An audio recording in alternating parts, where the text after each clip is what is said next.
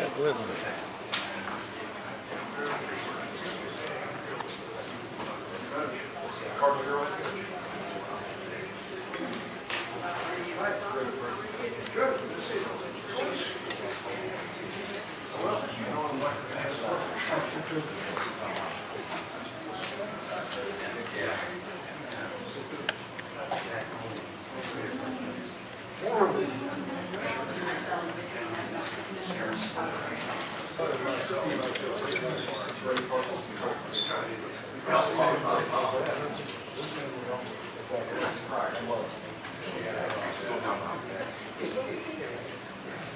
Where's she gonna go now?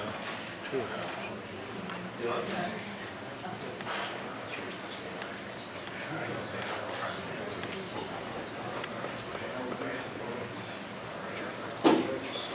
Good morning. We will get underway now as we are so grateful that the senators have been able to join us from already your difficult morning of work and votes.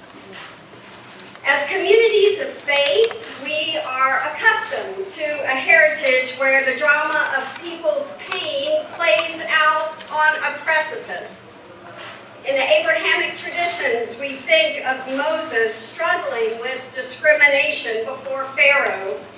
And in the Christian faith, Jesus and his own family fleeing to seek safety so shortly after his birth amid threats of death. Now, in this time of unprecedented numbers of refugees around the world of 20 million, we find ourselves together on a new moment of a precipice as Congress is considering legislation that could include policy riders that would grind to a halt our offering of resettlement to the suffering and safety-seeking Syrians and Iraqi refugees. During this time, we are grateful that we also have felt unprecedented responses from faith communities all around the world who are saying they are ready to build a hospitality highway of welcome for refugees. And it is of great comfort in these days of challenge to have such fine partners of faith and leaders in our country who are with us on this precipice of decisions happening likely this week. I am deeply honored to introduce them to you now. To Senator Patrick Leahy of Vermont, Senator Dick Durbin of Illinois, Senator Tim Kaine of Virginia, and our faith leaders, Cardinal Theodore McCarrick of the Archdiocese of Washington, Reverend Grady Parsons, the stated clerk of the Presbyterian Church USA, Bishop Sally Dyke of the Northern Illinois Conference of the United Methodist Church, Rabbi Jack Moline, Executive Director of Interfaith Alliance, Reverend Richard Graham, the Bishop of the Metropolitan D.C. Synod of the Evangelical Lutheran Church in America, and Sultan Muhammad, who is with us today from the nation's mosque. We thank you as media representatives who have come and as others who are with us today. We point you to the press packet you have received, which is indeed filled with letters that represent those faith community responses that align with you to show compassion and welcome to refugees. You will see a letter which will be referred to later by over 1,000 leaders and rabbis from the Jewish community, as well as another one that has now nearly 700 signers, many of them faith community leaders from our partner denominations represented here and elsewhere, as well as pastors and regional representatives all around the country. At this time, we want to welcome Senator Leahy to begin our comments of compassion. Thank you very much. I must say, we just left the floor of the Senate where we're all voting, all 100 senators were there. I think the degree of piety and holiness has gone up considerably, moving down one floor. A few months ago we were here when the Pope implored Congress to see the refugee families fleeing violence around the world as individuals, as mothers and fathers seeking safety for their children, just as any one of us would do for any member of our family. He called upon us to abide by one simple rule, the golden rule. It is now shocking to hear those who say slam the doors on our borders or apply a religious litmus test. That's not who we are as Americans. It is not the America that welcomed my parents-in-law when they came to this country, or welcomed my maternal grandparents when they came to this country.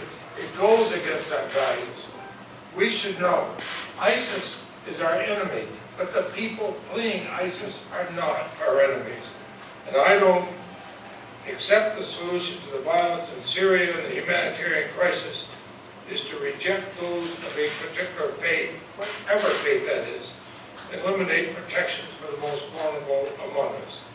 So I've sought to increase funding for our refugee program. Our response has to be one of welcome. We are Americans. We welcome everybody of all faiths, of no faith. We welcome refugees who seek the values of our country. So it should be one of welcome. In the words of Pope Francis, it has to be one of hope and healing, of peace and justice. If we respond by closing our doors, all we do is give help to our enemies. Don't do that. We are Americans of all faiths. Keep our doors open. Thank you, Senator Leahy, and Senator Durbin, we invite you to share your comments. What an honor it is to be here today. Just a few weeks ago, when I was on the island of Lesbos, Greece, and met first those who were all along the road, walking with their families, and just made a perilous trip across the Aegean Sea from Turkey into Greece, in the hopes that they could escape the war in Syria and Iraq and find safety for their kids. It really was an eye-opener to see them, husbands and wives and small children, mothers carrying their babies with backpacks containing all that they owned on this earth. They were looking for safety. First and foremost, they were looking for safety.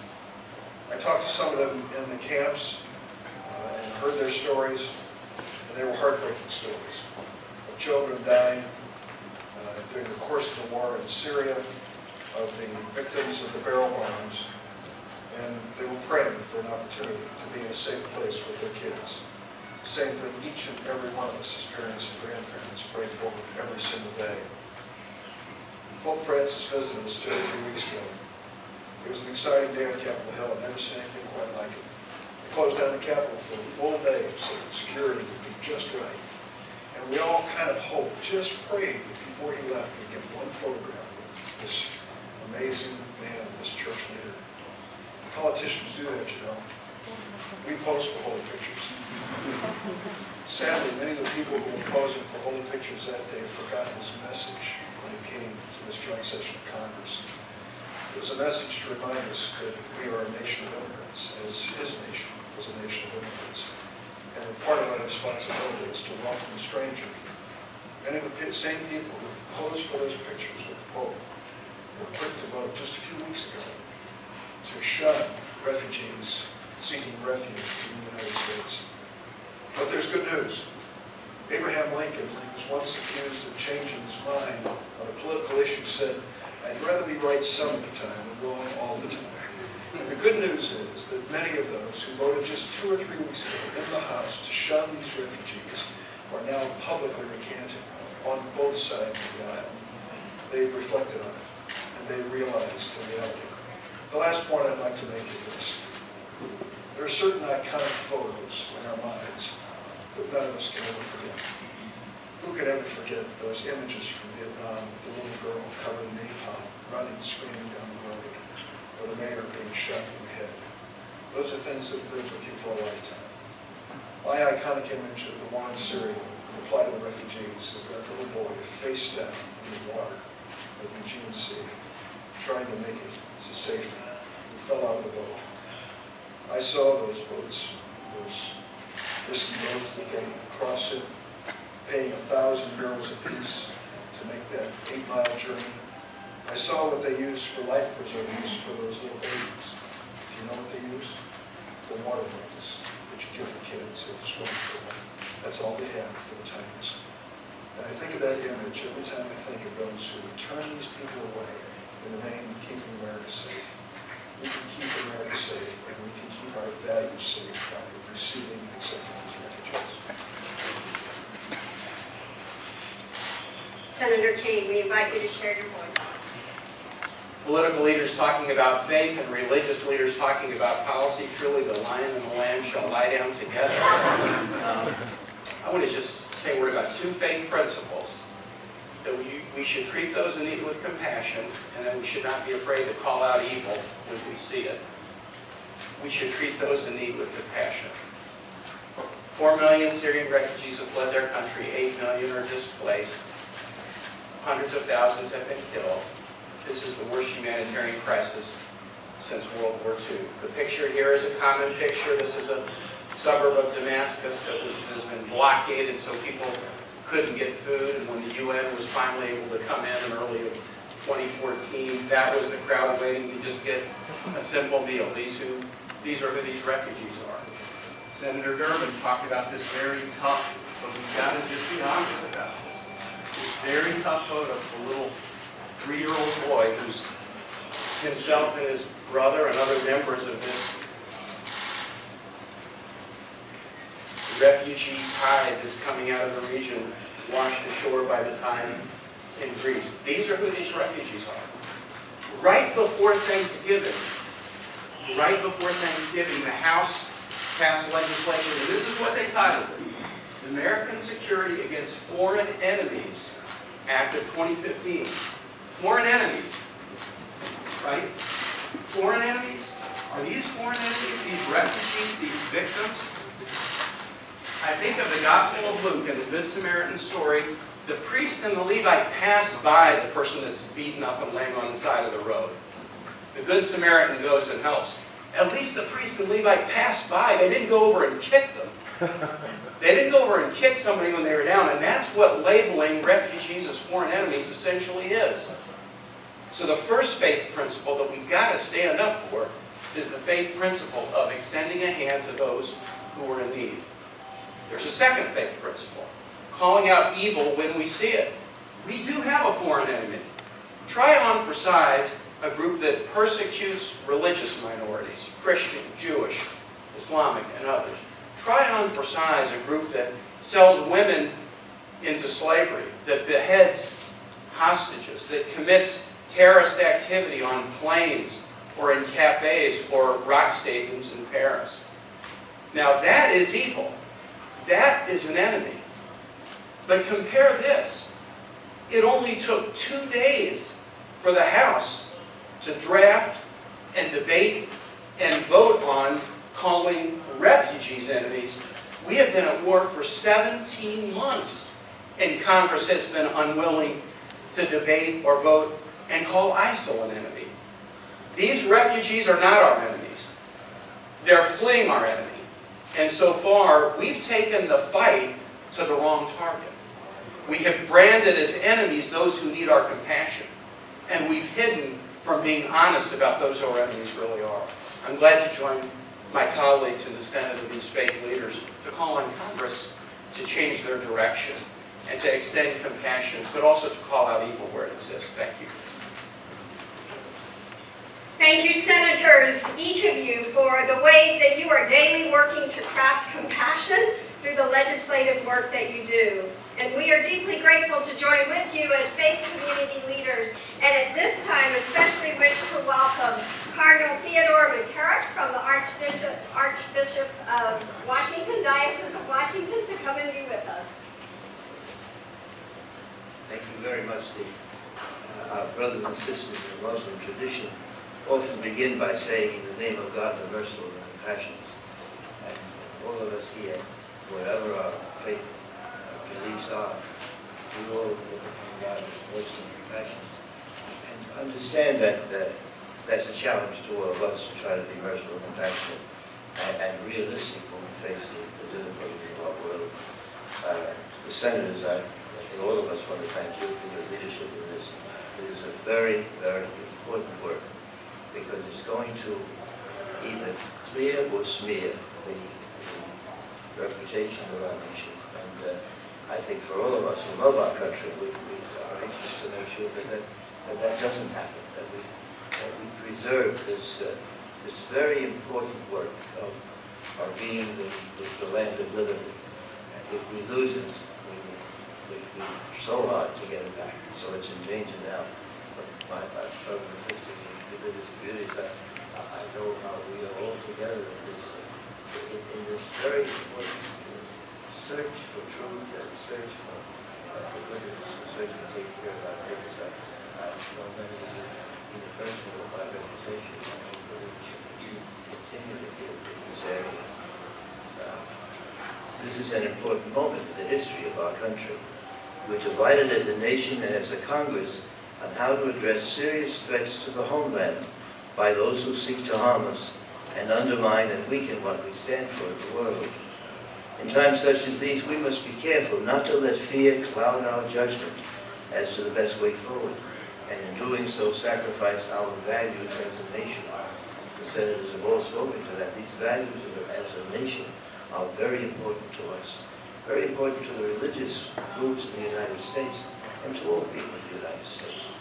We don't want to be the bad guy, and we're setting ourselves out on that nature unless we can begin to look realistically on what is happening in our world.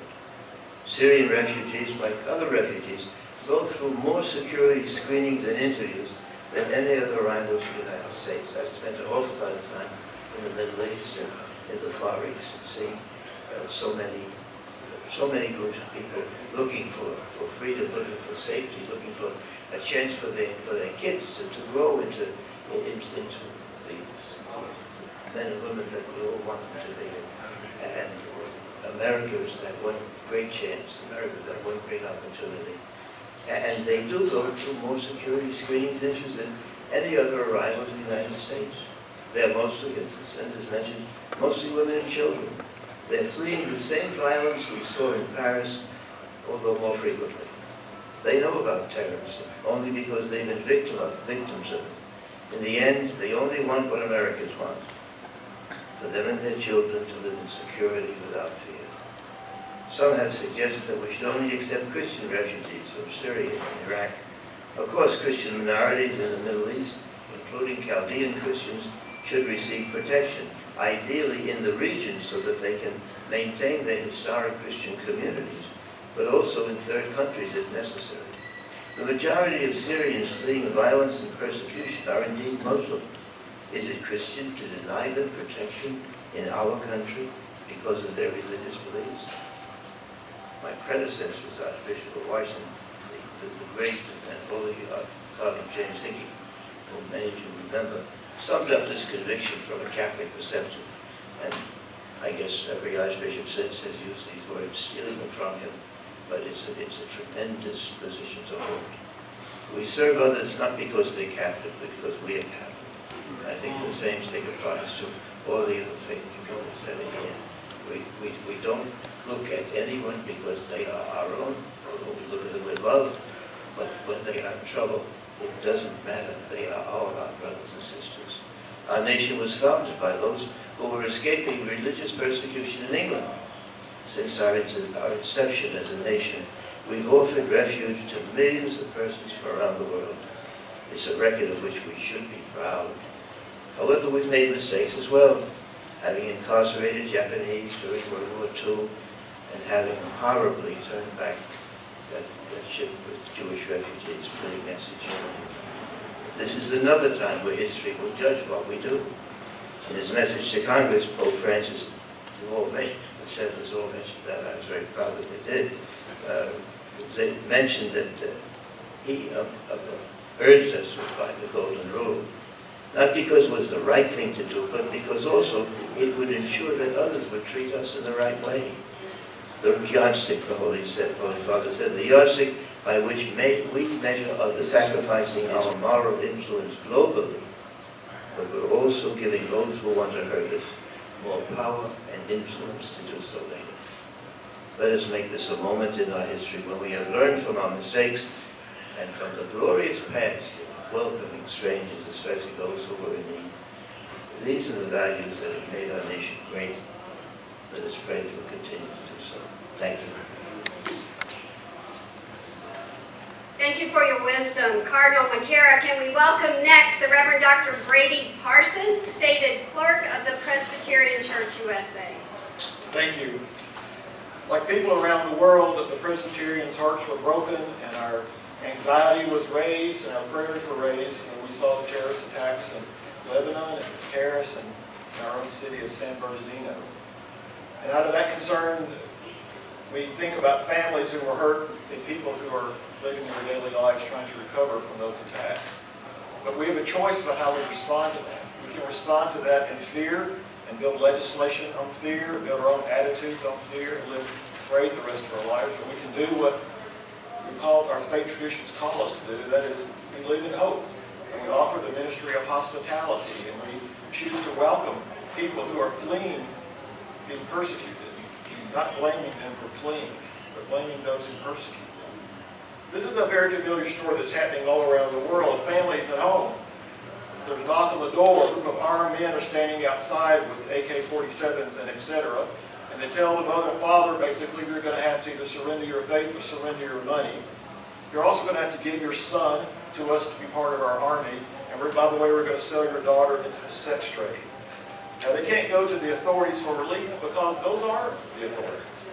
So what do you do as a parent? Well, you do what people do, as Senator Gerber described. You pack everything you have into what you can carry, and you flee. You try to find a place of safety for your children and for their future. And you even take the risk of getting in very fragile little boats and going across a very rough sea, because what's in front of you is less scary than what's behind you. We have a choice to make right now. We have a choice to decide what kind of country we're going to be. Malachi 3:5 says literally that God will judge us if we push aside the foreigner. That's not an if or a suggestion or a hint. It's a literal what it means, if we push aside the foreigner. And that's exactly what this legislation is about, pushing aside the foreigner and asking families to go back into the fray. I think we have to remember that at least 2 of the families that were part of the victims of San Bernardino came here because they were persecuted. They came here for sanctuary. And at least in their honor, we should open our doors to those who are also seeking sanctuary in our country. Thank you. Thank you. A Jordanian refugee who called at midnight a couple of weeks ago said, "What is my family to do?" The responses we're hearing today from legislators and faith leaders continue to help us know exactly what is needed in this time. And we invite next Bishop Sally Dyke, who is here from the Northern Illinois Conference of the United Methodist Church, to continue to offer her wisdom. Thank you. I saw a political cartoon recently where there was a small family, a father, a mother, and a young child, and at their back was a knife, and on the knife it said ISIS. And they were unable to go forward because Uncle Sam's hand was outstretched, keeping them from going anywhere. And I thought that that told the story really well of how many young families actually find themselves between the violence behind them and then the refusal to be able to resettle somewhere in peace and safety, which is all that they really want. As part of our ministry in the United Methodist Church, we have an organization, and we have a branch of it in Chicago and the Northern Illinois area, called Justice for Our Neighbors. We provide free legal service to all immigrants and particularly refugees. And I went to the office yesterday, floor above mine, and talked with one of the lawyers there. And she told me that she's presently working with 8 Syrians. And in her work with them, she told me about Amira, who is a young mother with 3 young children. And these 3 young girls, they're every bit as silly and rambunctious as any of our children or our grandchildren. But they have seen huge trauma, and they're just getting resettled by going to a school. Then she told me about Marwan, who's an emergency room doctor in Syria. He made the mistake of providing care to everybody. and so he had to flee Syria for his life. These are the faces of the Syrians, 2/3 of them women and children. These are the faces that are coming to us in need of us. I thank my own Senator Dick Durbin and the others who have provided this leadership, and I trust that all of our elected leaders will not prevent these Syrian families from being able to resettle in our country. Thank you. Thank you, Bishop. Voices and actions of faith in support of refugees are united across multiple faiths. And we are so grateful today to have Rabbi Jack Levine present with us to speak with us as the Executive Director of the Interfaith Alliance. Thank you. My friends, I was honored to join colleagues just 3 weeks ago to support the legacy of compassion that has typified our immigration policies. And I'm honored to join them again along with these distinguished senators for the same purpose, and my message has not changed. When the Constitution says there shall be no religious test for office, it means no religious test. When the President says there will be no religious test for our compassion, it means no religious test. When I suggest there be no religious test for the humanity of a refugee from oppression, it means no religious test. When I affirm that the Declaration of Independence insists that there is no religious test for the unalienable human rights, it means no religious test. When I insist that every faith community that I know of has no religious test for being a child of God, it means no religious test. When I say there is no religious test for the devotion of parents to the safety and security of their children, it means no religious test.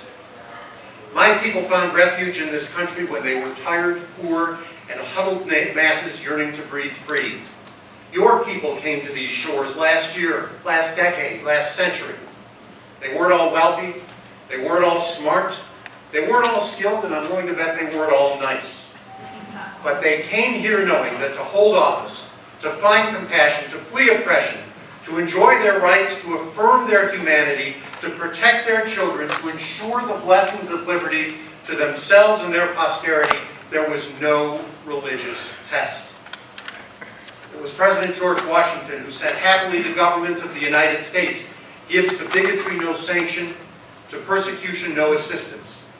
And anyone who wants that job needs to live up to that mandate. So let me just ask one time. If this country gives to bigotry no sanction, to persecution no assistance, what does it mean when our fellow human beings who are running for their lives ask us to be true to that legacy? Say it with me. No religious test. Amen. No religious test and every religious reason to welcome refugees. And we are grateful and remembering I had a 96-year-old woman who said on the way out from church 2 weeks ago, "This is the time we must remember and live our faith." We invite next to the podium Reverend Richard Graham, Bishop of the Metropolitan D.C. Synod of the Evangelical Lutheran Church in America, to continue to illuminate our voice of faith. Thank you. The religious tradition in which I serve takes very seriously that part of the Christian scripture that says we should pray for the people who govern our nation. I'm often in places where the president is prayed for by name, the governor, the senators, Senator King, one of my churches, several of my churches are in Northern Virginia. You are often prayed for by name there. We pray in these days that the people who serve us, the people who represent us, the people who lead us, would remember, first of all, what this nation has been, where it was born, how it came to be. Lutherans especially, but so many others, were refugees themselves. And we ask that the people who lead us in our government would remember that lots and lots of us came here one way or another in the same way that people want to come here now. But we also remember in our prayers and ask that the people who lead us would live in hope and in confidence and not in fear. What swirls around us so much today is anxiety and distress and fear, and those are not negligible emotions, and they are not probably to be counteracted without some serious effort. But we pray that they not be what determine our work, and that especially that the people who lead us would do that without their own anxieties, and without their own distress, and that they would show us brave and faithful ways to be American citizens and to be faithful people here. Lots of Lutherans have come here over the years. At the present time, many of the people I serve are African refugees. They are on their way to becoming great Americans. They are on their way to becoming citizens and people who support and serve this country. We just ask that everybody who wants it get that chance. Thanks. Thank you. Finally, we welcome Sultan Mohammed, who represents the nation's mosque, to come and demonstrate in an even fuller way the compassion that we share together across multiple faiths. Today, I'm humbly appreciative of this opportunity on the behalf of the nation's mosque and 1.3 billion Muslims around the world. So what I would tell you is I am Sultan Aziz Mohammed. I'm the Special National Representative for the nation's mosque and Imam College. I was on my way home from work, and he said, I need you to represent the nation's mosque in regards to the refugee issue that we have.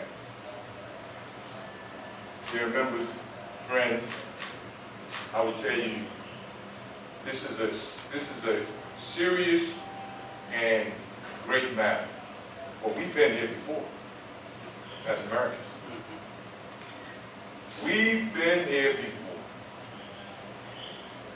I am second generation Muslim, born in North New Jersey, living in Baltimore, Maryland. All I know is the United States of America. I was asked to join a volunteer army, your army, our army, and I did 32 years and never asked a question why. 8 years ago, I stood on the borders of Syria and Iraq, personally, myself. I didn't get no discrimination. It was my friends. They helped me out because that was my area of operation. We talked every single day. They gave me safety, they gave me comfort, and they gave me goodwill. There is a test. Sir, there is a test. The test ain't to the people that's coming in. The test is our test as Americans. That's the real test. Ladies and gentlemen, I got 30 seconds. I just want to share with you that we got to make sure that we get this right. We've been in this position before. When the wall came down in Germany, been in this situation before. The refugees came from Haiti, been in this position before. We never put a religion on it. The real test is we got people in need, and we're the United States of America. We gotta help. Thank you. We have heard testimonies of faith, of values, of efforts to ensure that our policies are welcoming. And at this time, we would like to invite representatives who are here from the media to ask your questions to any or multiple members of the panel, please.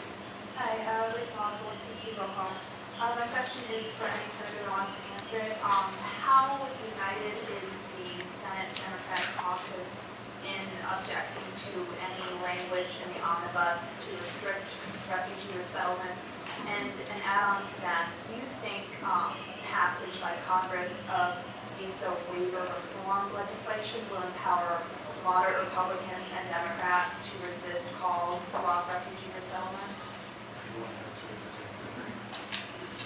Well, Senator Durbin, my job is to count votes, and I will tell you that we have not had a formal win on the House vote on refugees. If you ask me, and defer to my colleagues as well, I sense that our caucus is strongly opposed to it. I won't say to a person, but it's strongly opposed to the measure that passed the House of Representatives. And as I mentioned earlier, even Democrats who voted for it in the House are having second thoughts, and I'm glad. Some of them reflected on to support the vote. The issue of visa waiver is one of verification of a person's identity and their background. There is no religious test whatsoever involved in visa waiver proposals that we have before us. I believe that it would give us a good opportunity to do something to make America safer, but to do it the right way, instead of discriminating against helpless refugees or against persons of certain faith. So it could be, for some of my colleagues, an answer. What will you do in this time of heightened awareness of terrorism? This is a thing that I think we can do in a positive way that does not carry with it the negative aspects of the House earlier. If I could just add very briefly, in my 40 years here, there are a lot of political issues we face. There are only a certain number that can be truly to be moral issues. This goes beyond a political issue. This is a moral issue. And each one of us check our own moral compass. Not political, that's the moral thing to do. We heard from these faith leaders what the moral thing is to do. Now the challenge is, are we willing to stand up and do the right and moral thing and the right way?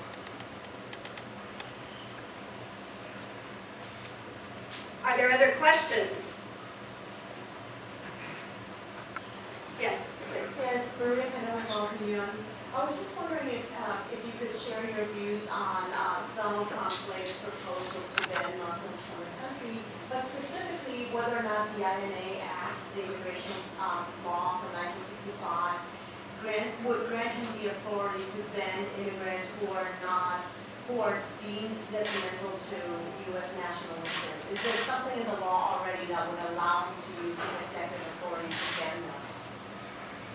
The supreme law of our country is our Constitution. And I would recommend that Mr. Trump take a moment and read our Constitution.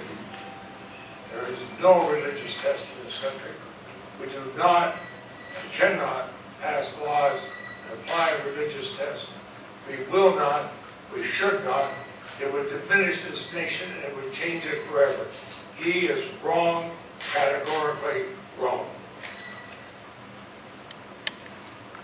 Mike Bowman, Voice of America. Do you believe that the proposal to restrict Syrian refugees and Mr. Trump's comments spring from the same well of fear? I certainly do, and I believe it is fear-driven, whether it's denying dreamers an opportunity to work their way to citizenship, whether it's denying to the undocumented in America a chance to forge their own pathway to citizenship, denying refugees the kind of refugee in the United States which we have gladly offered since World War II to hundreds of thousands who wanted to come to our shores. What Mr. Trump said was disgusting and outrageous, but I have a little gratitude for his bringing up this issue, because now we are all going to reflect on who we really are, what we are all about, and what we believe. And we will be tested now as politicians, as we should be, in terms of our commitment to these values. If I could just say a word, I think it comes from the same motive, and we have to acknowledge fear. There are things that we ought to be afraid of, and I think those of us who are trying to work through what's the right fix to the visa waiver program, or what are other things we could do to make folks safer, we don't ignore the fears and insecurities of our constituents. But I mean, I'll go back to what Sultan Muhammad said. This is a test. One of the great stories that is an Old Testament story that's also in the Quran is the book of Job. And remember, Job suffers not because he did something wrong, and he doesn't suffer because of some evil in the world. He suffers because he's being tested to see if he'll stay true to his principles. So it all gets set up as an allegory about why is there suffering? Why does this happen? And the traditional explanation are there's evil in the world or there's evil within. But the book of Job posits this very radical and revolutionary answer that it's not about the evil in the world always, nor is it about the evil within. We're being tested to see if we'll stay true to our principles. For Job, everything was stripped away, his health, his wealth, his family. And he argued about it, but he stayed true to his principles. And the end of the story is what he had that was lost was restored and then some.